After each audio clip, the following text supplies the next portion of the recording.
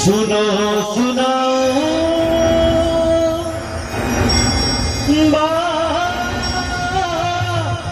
सयानी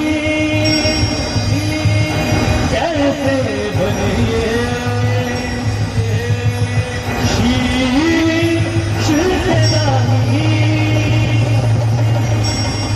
मांगा था कृष्ण ने शीशुदान में वो कहलाए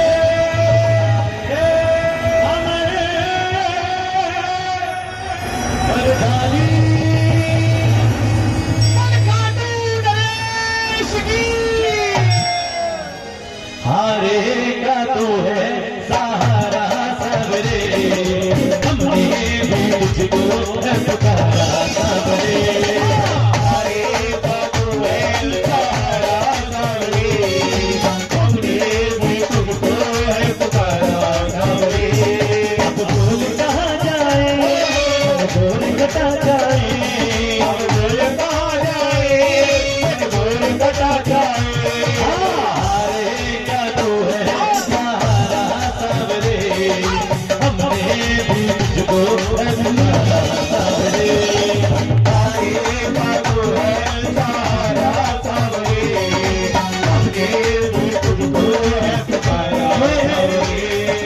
शुरू होगी है महाभारत के उस युद्ध से जो युद्ध हुआ कौरवों और पांडवों के बीच। कौरवों की रखवाली श्री कृष्ण की नारायणी सेना कर रही थी और पांडवों की रखवाली गोविंद मेरो है गोपाल मेरो है गोविंद मेरो है गोपाल मेरो है गोविंद मेरो है गोपाल मेरो है गोविंद मेरो है गोपाल मेरो है नंदलाल मेरो है श्रीमा के बिहारी नंदलाल मेरो है गोविंद मेरो है गोपाल मेरो है गोविंद मेरो है गोपाल मेरो है। पांडवों में हुए भीम के पुत्र हुए घटोत्कच और घटोत्कच के पुत्र हुए महाबली बर्बरीक। महाबली बर्बरीक जी बाल बकर शेर की तरह घुंघराले थे इसलिए नाम पड़ा बर्बरीक। जन्म लेते ही 14 वर्ष की आयु ग्रहण की और माता मौरवी के लाल कहलाए। बोलिए मौरवी के लाल की। और कुछ ने कहा अहलवती का लाल। बोलिए अहलवती के लाल की। अरे मौरवी के लाल की जय हो जय हो जय हो जी मौरवी के लाल की जय हो जय हो जय हो मौरवी के लाल की जय हो जय हो जय हो जी मौरवी के लाल की जय हो जय हो जय हो। जिस प्रकार डॉक्टर का बेटा डॉक्टर बनता है इंजीनियर का इंजीनियर बनता है वैसे मेरे बाबा बर्बरीक क्षत्रिय परिवार से थे। माँ से बोले कि माँ मैं भी कुछ शक्तियाँ प्राप्त करना चाहता हूँ। माँ ने दुर्गा माता की पूजा करने के लिए कहा लेकिन जिस प्रकार शिव बिना शक्ति अधूरी शक्ति के बिना शिव अधूरे निकल पड़े बाबा बर्बरीक भोले को मनाने। उठाओ करो हाथ बिल्कुल सीधे भोले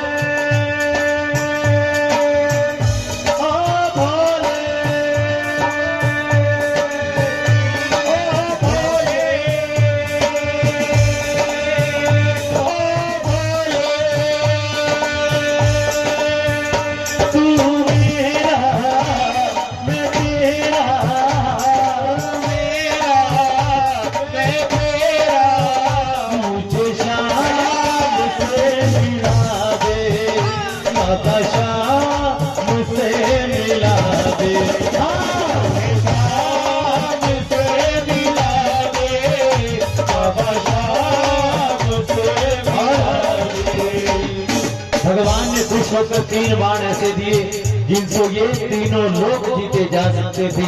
एक एक बाण में ऐसी शक्ति थी जो पूरा ब्रह्मांड खत्म कर सकता था इसलिए इन्हें कहा जाता है 3 बाणधारी। बोलिए 3 बाणधारी की। अरे 3 बाणधारी महिमा की भारी 3 बाणधारी महिमा की भारी 3 बाणधारी महिमा की भारी 3 बाणधारी महिमा की भारी मेरा खाटू वाला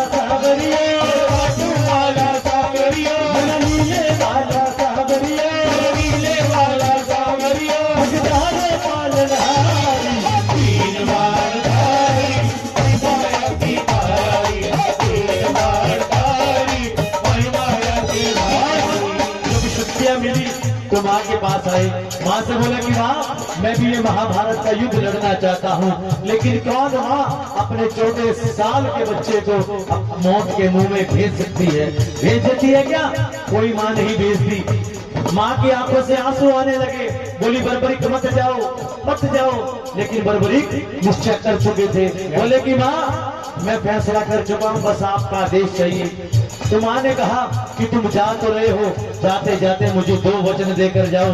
सबसे पहला कि तुम हारे का सहारा बनोगे, ये नहीं देखोगे कि कौरव है या पांडव, जो पक्ष हार रहा होगा तुम उसकी ओर से लड़ोगे। और दूसरा कि रास्ते में तुमसे कोई कुछ भी मांग ले, तुम देने से इनकार नहीं करोगे, चाहे वो तुमसे कुछ भी मांग ले। अपनी माँ को ये 2 वचन देकर बर्बरीक निकल पड़े। जिस प्रकार शेरों वाली माँ शेर की सवारी करती है, बोले बाबा नंदी की सवारी करते हैं, मेरे बाबा की सवारी क्या है? नीले घोड़े का सवार खाटू वाला कांवरियो, नीले घोड़े का सवार खाटू वाला कांवरियो, नीले घोड़े का सवार खाटू वाला कांवरियो, नीले घोड़े का सवार खाटू वाला कांवरियो। जब नीले घोड़े पर सवार होकर बर्बरीक उस रणभूमि की नजदीक पहुंचे तो वो रणभूमि हिलने लगी। दुर्योधन का रक्त कांपने लगा, युधिष्ठिर का रथ कांपने लगा। और जब अर्जुन का रथ हिला तो अर्जुन ने गुहार लगाई कि हे माधव जरा देख कर आए कि ये कौन चला रहा है। ये युद्ध तो बाद में लड़ेगा, लेकिन इसके आने मात्र से मुझे लग रहा है कि मैं ये युद्ध हार जाऊंगा। तब श्री कृष्ण भगवान ने ब्राह्मण का वेश धारण किया और पहुंच गए बर्बरीक के पास और बोले बर्बरीक कहाँ जा रहे हो? तो बर्बरीक बोले प्रभु अगर आप मेरा नाम जानते हैं तो ये भी जानते होंगे कि कहाँ जा रहा हूँ। तो ब्राह्मण देवता बोले अरे तुम 14 साल के बच्चे मात्र 3 बाण तरकश में लेकर इस महासंग्राम में मरने जा रहे हो, जाओ जाओ वापस लौट जाओ, ये तुम्हारी खेलने कूदने की उम्र है। बर्बरीक बोले प्रभु जिनके हौसले बुलंद होते हैं वो कभी उम्र नहीं देखा करते, बस निकल पड़ते हैं। और रही इन 3 बाणों की बात, अगर इनमें से एक बाण भी चल गया ना तो आपका ये महाभारत बचेगा ना इसको लड़ने वाले बचेंगे। ब्राह्मण देवता बोले बेटा बातें करनी आसान है, सिद्ध करके बताओ तो जानू। सामने ही एक पीपल का वृक्ष था।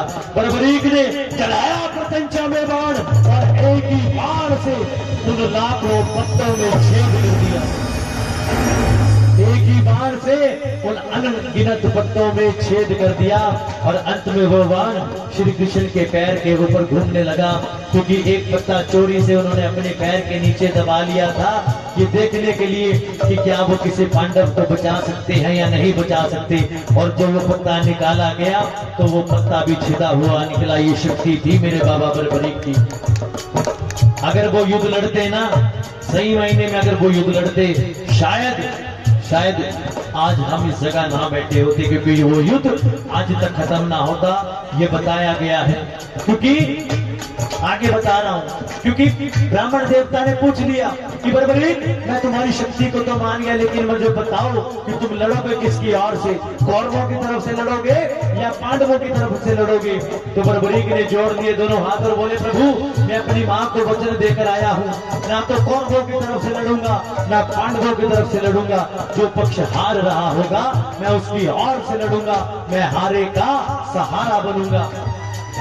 और ये छलिया कृष्ण कन्हैया, जिसे हम प्यार से छलिया भी कहते हैं, फंसा लिया उस 14 साल के बच्चे को अपनी बातों में।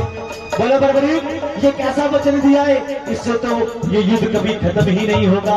कौरव हारने लगे तो तुम कौरवों की तरफ, पांडव हारने लगे तो तुम पांडवों की तरफ, इससे तो पूरे युद्ध में तुम दल बदलते रह जाओगे और ये युद्ध जन्मों जन्मांतर तक चलता रहेगा। बर्बरीक ने जोड़ लिए दोनों हाथ, बोले प्रभु मुझे बताएं मैं क्या करूं। तब ब्राह्मण देवता के मुख से आवाज आई कि हे बर्बरीक इस कलयुग के कल्याण के लिए मुझे एक शीश के दान की जरूरत है। वो शीश का दान किन्हीं 3 महाबलियों में से किसी एक का हो सकता है, या तो श्री कृष्ण का या अर्जुन का या बर्बरीक तुम्हारा। श्री कृष्ण का शीश दान में नहीं ले सकता, उसने ये युद्ध रचना है। अर्जुन का शीश दान में नहीं ले सकता, उसने युद्ध खेलना है। बचे बर्बरीक तुम अपने शीश का दान दो और इस कलयुग का कल्याण करो। बर्बरीक समझ गए और बोले, हे ब्राह्मण देवता, ये मोरबी का लाल आपको वचन देता है कि अपना ये शीश दान में देगा, लेकिन जो शीश दान में मांग सकता है वो कोई साधारण ब्राह्मण नहीं हो सकता। मैं आपसे विनती करता हूँ, आप मुझे अपना असली रूप दिखाए और मैं वचन देता हूँ कि अपना ये शीश काट कर आपको दान में दूंगा।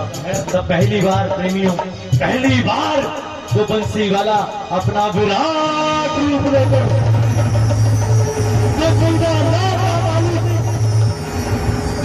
अपना विराट रूप लेकर बर्बरीक के सामने झोली पसार कर खड़ा हो गया और क्या किया? मांगा शीश का दान मुरली वाले ने, मांगा शीश का दान मुरली वाले ने। बर्बरीक ने एक क्षण नहीं लगाया, निकाली तलवार, दे दिया शीश उतार काटू वाले ने, दे दिया शीश उतार काटू वाले ने, दे दिया शीश उतार काटू वाले ने, दे दिया शीश उतार काटू वाले ने, दे दिया शीश उतार काटू वाले ने। 14 साल के बच्चे ने एक अपनी माँ का वचन पूरा करने के लिए अपना ये शीश दान में दे दिया। तो प्रेमियों, हम जैसे दासों को वो क्या कुछ नहीं दे सकता। शीश का दानी की, इसलिए उन्हें शीश का दानी कहा जाता है। एक एक जयकार जो आप कीर्तन में लगाते हो, वैसे आप सबको कथा पता है, लेकिन जिसे नहीं पता उसे पता लग जाएगा कि ये दानी शीश का क्यों बना, 3 बाणधारी क्यों बना, आरे का सहारा क्यों बना। अब सुनना ध्यान से, जो कथा ध्यान से नहीं सुन रहे। कृष्ण भगवान खुश हुए और बोले, बर्बरीक, तुमने मेरे एक कहने मात्र से अपना ये शीश दान में दे दिया, मांगो। क्या मांगते हो? मांगने को प्रभु कुछ भी मांग सकते थे, लेकिन क्या मांगा कि प्रभु ये युद्ध देखने की इच्छा रखता हूँ और कुछ नहीं चाहिए आपसे। तब श्री कृष्ण भगवान ने इस शीश को अमृत से सींचा और एक ऊंची पहाड़ी पर ले जाकर रख दिया। वहां से बर्बरीक के शीश ने पूरा युद्ध शुरू से लेकर अंत तक देखा। अंत में महाभारत के युद्ध में किसकी जीत हुई? किसकी जीत हुई? हाँ, ध्यान से, किसकी जीत हुई? मन में अभिमान थाया, युद्ध हमने है जिताया, मन में अभिमान थाया, युद्ध हमने है जिताया, मन में अभिमान थाया, युद्ध हमने है जिताया, मन में अभिमान थाया, युद्ध हमने है जिताया। अर्जुन बोला मेरी गदा के, अर्जुन बोला मेरे बाण ने जिताया, भीम बोला मेरी गदा के बल ने जिताया, युधिष्ठिर बोला मेरे अच्छे धर्म ने जिताया। तब एक ने कहा, ताली बजाओ ना करो हाथ की, चलो चले मुरली वाले के पास, चलो चले मुरली वाले के पास, चलो चले मुरली वाले के पास, चलो चले मुरली वाले के पास। सागर करेंगे उनको अरदास, सागर करेंगे उनको अरदास, चलो चले मुरली वाले के पास, चलो चले मुरली वाले के पास। पांचों पांडव कन्हैया के पास आए और हाथ जोड़ लिया। बोले, कन्हैया बताओ ये युद्ध किसने जिताया? कन्हैया हंसने लगे और बोले, पांडवों, मुझे तो रथ का सारथी बनाकर मुझसे ही पूछते हो युद्ध किसने जिताया? अरे मैं तो बिना अस्त्रों के था, मुझे नहीं पता। अर्जुन बोला, कन्हैया ये अटकेलियां मेरे साथ मत खेलो, तुम जगत रचैया हो, तुमने सब कुछ रचा है। अरे अगर आपने नहीं बताया तो हम पांचों पांडव आपस में लड़कर मर जाएंगे। आपसे हाथ जोड़कर विनती है, बता दो किसने जिताया। तब कन्हैया ने कहा, मैं मानता हूं कि मैंने रचाया, लेकिन शायद मेरी नजर से कुछ छूट गया हो, लेकिन मैं ऐसे शीश के दानी को जानता हूं जिसने युद्ध शुरू से लेकर अंत तक देखा, उसकी नजरों से एक कतरा भी नहीं बचा। एक बार तुम पांचों के लिए मैंने झोली पसारी थी उसके सामने, अब तुम पांचों अपने लिए झोली पसार लेना। उठा लीजिए दोनों हाथ, तीनों लोक का मालिक और पांचों पांडव मेरे बाबा के शरण में जा रहे हैं। अरे चलो चले चलो चले शीश के पास, चलो चले उस शीश के पास।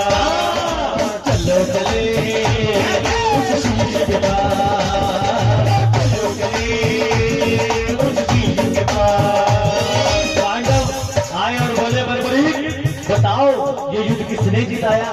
बर्बरीक हंसने लगे, बोले अरे पांडवों, तुम कहते हो युद्ध हमने जिताया, अर्जुन तुम कहते हो मेरे बाणों ने जिताया।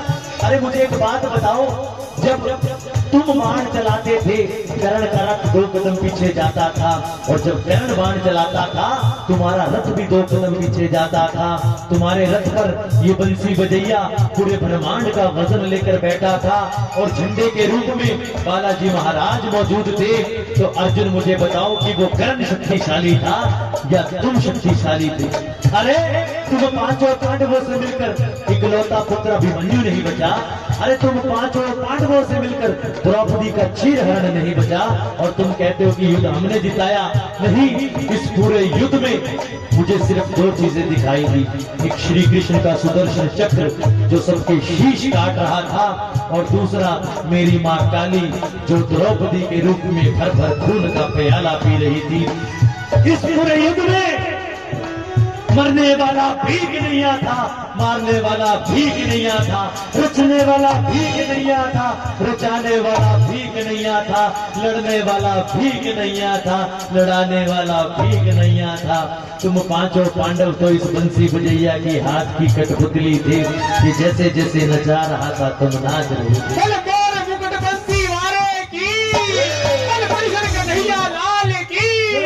और जब हम किसी की इतनी तारीफ कर देते हैं तो वो खुश तो होता है। कन्हैया बर्बरीक की बात से खुश हुए और ध्यान से सुनना, वरदान दे दिया कि बर्बरीक जाओ, जो तुम्हारे शीश को मैंने अमृत से सींचा है ये शीश युगों युगों तक अमर रहेगा। जो खाटू में ये शीश है ना, उसे कोई साधारण पत्थर की मूर्ति मत समझना, वो अमृत से सींचा हुआ जीवित शीश है, कोई पत्थर की मूर्ति नहीं है। जो खाटू गए हैं वो प्रमाण है इस बात का। जब आप बाबा के सामने खड़े होते हो, नजरों से नजरें मिलती है, आप क्या मांगने जाते हो एक क्षण के लिए तो भूल ही जाते हो कि क्या मांगने आए थे। ये शीश, ये चमत्कारी शीश है, कोई साधारण शीश नहीं है। और कहा बर्बरीक जाओ, इस कलयुग में कोई अगर मुझे श्याम नाम से पुकारेगा, मैं बंसी वाला श्याम नहीं तो खाटू वाला श्याम बनकर उनकी मदद करेगा। आज से मैं तुम्हें अपना श्याम नाम भी देता हूँ। श्याम प्यारे की। और बर्बरीक, जो तुम अपनी माँ को 2 वचन देकर आए थे कि तुम्हारे का सहारा बनोगे और तुमसे कोई कुछ भी मांगे तुम देने से इनकार नहीं करोगे, आज प्रेमियों इस कलयुग में वो वचन सिद्ध हो रहे हैं कि बाबा श्याम के दरबार में कोई भी पहली बार हार कर जाता है वो कभी खाली झोली नहीं आता। ये दातार ऐसा है क्योंकि कन्हैया ने वचन दिया है कि तुम्हारे का सहारा बनेगा और तेरे दरबार से कभी कोई खाली नहीं जाएगा। तुम्हारे के सहारे की। और सबसे जरूरी प्रेमी, सबसे जरूरी, कन्हैया ने कहा कि बर्बरीक कलयुग चलने जा रहा है, अगला युग कलयुग आएगा। अगर उस कलयुग में किसी की किस्मत में मैंने अगर दुख लिख दिए, कन्हैया कह रहे हैं कि अगर इस कलयुग में मैंने किसी की किस्मत में दुख लिख दिए ना और वो तेरे दरबार में आकर माथा टेकेगा और माफी मांगेगा तो उसकी किस्मत में लिखा भी तू बदल सकता है। किस्मत बदलने वाले की। एकमात्र वरदान सबसे जरूरी कि अगर किस्मत में लिखा कोई बदल सकता है तो सिर्फ और सिर्फ मेरा खाटू वाला है।